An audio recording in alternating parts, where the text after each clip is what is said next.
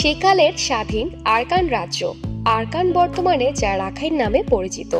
আরাকানবাসীর সঙ্গে এদেশের ছিল নিবিড় সম্পর্ক। তা হাজার বছরের আগের কথা।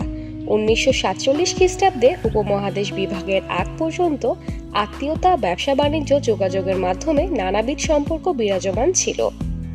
চট্টগ্রামের পাশাপাশি আরাকানের সঙ্গেও আরব ভূমির যোগাযোগ ছিল।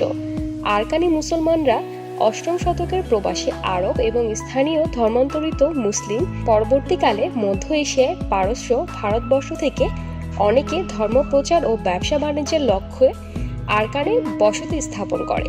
আরও অনেক পরে ব্যবসা চাকরির সন্ধানে অনেকে এখানে আসেন। তবে আরাকানে বসবাসকারী সবাই রোহিঙ্গা জনগোষ্ঠী নামে পরিচিত।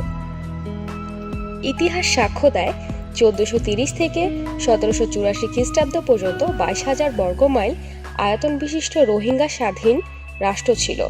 রাজা নারামেখলা 1430 থেকে 1434 খ্রিস্টাব্দ পর্যন্ত রাজা হিসেবে রাজ্য চালিয়েছেন। পরবর্তীকালে ইসলাম ধর্ম গ্রহণ করেন এবং বাংলার প্রতি কৃতজ্ঞতা স্বরূপ আরাকানে বাংলায় ইসলামী স্বর্ণ মুদ্রা চালু করেন। 1433 খ্রিস্টাব্দে সুলতান জালালউদ্দিন মুহাম্মদ শাহর মৃত্যু হলে রাজা নারমখেলার উত্তরসূরিরা 1437 খ্রিস্টাব্দে রামু 1459 খ্রিস্টাব্দে চট্টগ্রাম দখল করে।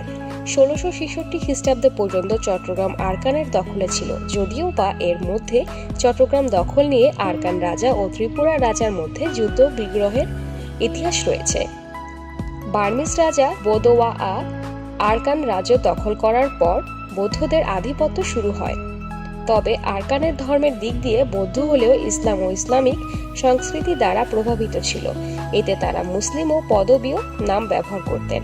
তারা মুসলমানকে রাজকীয় উচ্চ পদে নিয়োগ দিয়েছিল। ভাগ্যহত শাহ সুজা আরাকানে আশ্রয় নিলে মুসলমানগণের আধিপত্য প্রত্যক্ষ করেছিল। বাদশাহ আওরঙ্গজেবের নির্দেশে নবাব শায়েস্তা খান আরাকান নিয়ন্ত্রিত চট্টগ্রাম দখল নিলেও মূল আরাকান তাদের নিয়ন্ত্রণ থেকে যায়। 1784 খ্রিস্টাব্দে বার্মা মিয়ানমার আরাকান রাজ্য দখল করে নেয়। এ থেকে মুসলমানদের প্রতিকূল অবস্থা শুরু হয়। এরা মগ তথা বর্বর পরবর্তী 1826 খ্রিস্টাব্দে বার্মার সঙ্গে ব্রিটিশের যুদ্ধের সূত্রপাত হয়।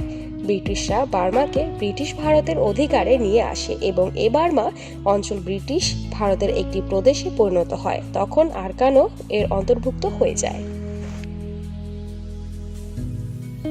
দর্শক, আমাদের ভিডিওটি কেমন লেগেছে তা আমাদের কমেন্ট করে জানাবেন। ভালো লাগলে লাইকে ক্লিক করবেন। পাশাপাশি এমন ইন্টারেস্টিং এবং মজার ভিডিও পেতে আমাদের চ্যানেলটি সাবস্ক্রাইব করে বেল আইকনটিতে ক্লিক করে রাখবেন। আমি এবারের মতো বিদায় নিচ্ছি। ধন্যবাদ।